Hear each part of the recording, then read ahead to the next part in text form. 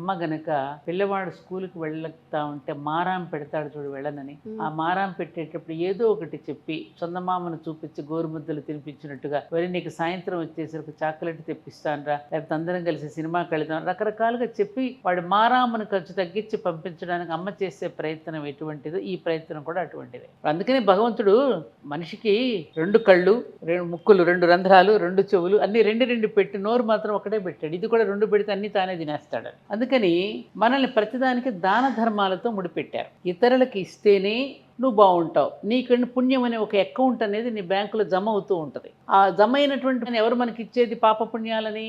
గ్రహాలే కదా.